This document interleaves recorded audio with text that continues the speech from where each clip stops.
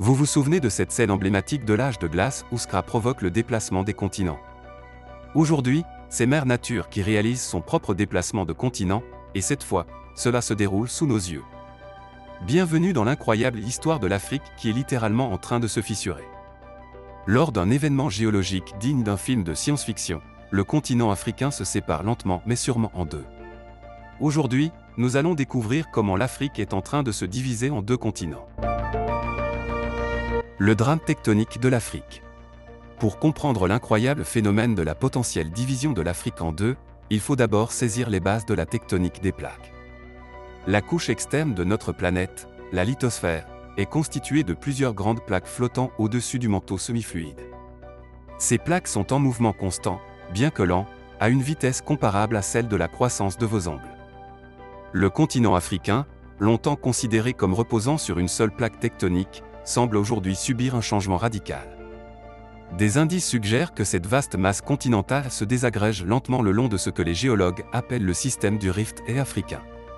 Ce rift est essentiellement une fissure dans la croûte terrestre qui s'étend sur plus de 3500 km, de la mer Rouge au nord jusqu'au Mozambique au sud-est. Le rift africain. Le rift africain n'est pas une simple fissure dans le sol.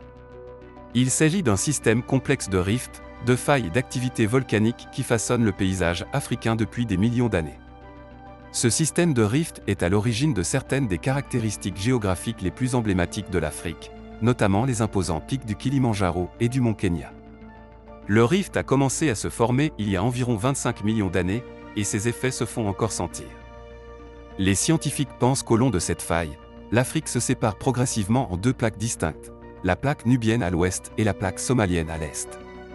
Ce processus géologique ne présente pas seulement un intérêt académique, il y a de profondes implications pour l'avenir du continent, car il est susceptible de remodeler sa géographie, son climat et même ses frontières politiques au cours de millions d'années. La fissure kenyane. En mars 2018, le monde a été rappelé à l'activité tectonique en cours en Afrique de l'Est lorsqu'une fissure massive est soudainement apparue dans le sud-ouest du Kenya, s'étendant sur plusieurs kilomètres et engouffrant même une partie de l'autoroute Nairobi-Narok. Cet événement dramatique a ravivé l'intérêt du public et le débat scientifique sur l'avenir du continent africain. Alors que les premiers rapports établissaient un lien direct entre la fissure et la rupture continentale, des recherches plus approfondies ont révélé une explication plus nuancée. Les géologues pensent aujourd'hui que cette fissure s'est probablement formée le long d'une faille préexistante remplie de cendres volcaniques provenant d'éruptions antérieures. De fortes pluies ont provoqué l'effondrement des cendres saturées d'eau, exposant ainsi la fissure. Bien que cet événement particulier ne soit pas le résultat direct de la dérive des continents, il rappelle de manière frappante les processus géologiques dynamiques à l'œuvre sous nos pieds. Mécanique de la rupture des continents. Comment un continent se divise-t-il en deux? Le processus commence dans les profondeurs de la Terre, dans le manteau chaud et semi-fluide situé sous les plaques tectoniques rigides. Les théories actuelles suggèrent que la lithosphère sous le Kenya et l'Éthiopie s'affaisse et fléchit sous l'effet de l'élévation des panaches de chaleur provenant du manteau. À mesure que la lithosphère s'amincit, elle devient plus susceptible de se fissurer, entraînant la formation de nombreuses failles et rifts le long du rift africain. Vus d'en haut, ces caractéristiques apparaissent comme de profonds rifts et des bassins allongés, séparés par des régions de plus haute altitude. Ce processus s'accompagne également d'une importante activité volcanique. Des éruptions à grande échelle, connues sous le nom de basaltes d'inondation, se sont produites le long du rift, la lave jaillissant des fissures comme des eaux de crue. Cette activité volcanique ne se contente pas de remodeler le paysage, elle apporte également des preuves supplémentaires de l'amincissement de la lithosphère et de la remontée des matériaux du manteau.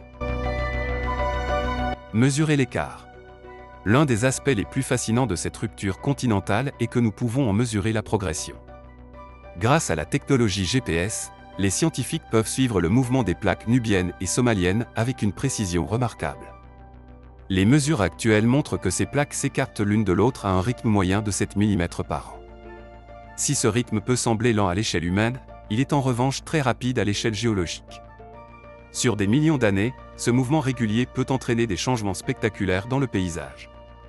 Pour mettre les choses en perspective, si nous pouvions avancer de plusieurs millions d'années, nous pourrions voir un continent africain très différent. La faille pourrait s'élargir considérablement, permettant aux eaux océaniques de s'y engouffrer et créant ainsi une nouvelle mer qui séparerait l'Afrique de l'Est du reste du continent. Le futur paysage africain. Si l'on se projette dans l'avenir géologique, les changements potentiels dans la géographie de l'Afrique sont à la fois passionnants et profonds. Si le processus de rifting se poursuit comme il l'a fait jusqu'à présent, un nouveau bassin océanique pourrait finalement se former dans ce qui est aujourd'hui l'Afrique de l'Est. Les pays actuellement enclavés, tels que l'Ouganda et l'Éthiopie, pourraient se retrouver avec de nouvelles côtes, ce qui aurait des conséquences importantes pour le commerce, l'économie et la géopolitique de la région. De nouvelles routes maritimes pourraient s'ouvrir, transformant potentiellement ces nations en ports d'escale importants. En outre, la création d'un nouvel océan modifierait radicalement le climat et l'écologie de la région. Les zones actuellement arides pourraient devenir plus humides, entraînant des changements dans la végétation et la répartition de la faune. Cependant, il est important de se rappeler que ces changements ne se produiront pas du jour au lendemain. La séparation complète de l'Afrique de l'Est du reste du continent, si elle se produit, devrait prendre entre 5 et 10 millions d'années. Ainsi, bien que nous puissions observer et mesurer le processus, aucun d'entre nous ne sera présent pour assister au résultat final. Le débat se poursuit. Malgré les preuves solides qui étaient l'idée que l'Afrique est en train de se diviser en deux, il subsiste encore beaucoup d'incertitudes et de débats au sein de la communauté scientifique. Certains chercheurs se demandent si le processus de séparation se poursuivra à son rythme actuel, s'il ralentira ou même s'il s'arrêtera complètement. Les mécanismes exacts à l'origine de cette division font également l'objet d'un débat constant. Si la théorie du panache mantélique est l'explication la plus largement acceptée, d'autres facteurs peuvent également entrer en jeu, comme les tensions à distance causées par les mouvements des plaques ailleurs sur Terre. En outre, l'interaction complexe entre les processus géologiques et le climat introduit une incertitude supplémentaire. Les changements dans les régimes de précipitation ou les cycles glaciaires peuvent influencer la vitesse et la direction de l'écartement des plaques. Ces incertitudes soulignent la nécessité d'une recherche et d'une surveillance continue dans la région. Les technologies de pointe, notamment l'imagerie satellitaire, la surveillance sismique et la modélisation informatique, fournissent aux scientifiques des données de plus en plus détaillées sur le processus d'écartement. Que pensez-vous de la possibilité que l'Afrique se divise en deux continents? Ce phénomène géologique vous passionne-t-il ou vous inquiète-t-il? N'hésitez pas à partager vos réflexions, questions et opinions dans les commentaires ci-dessous.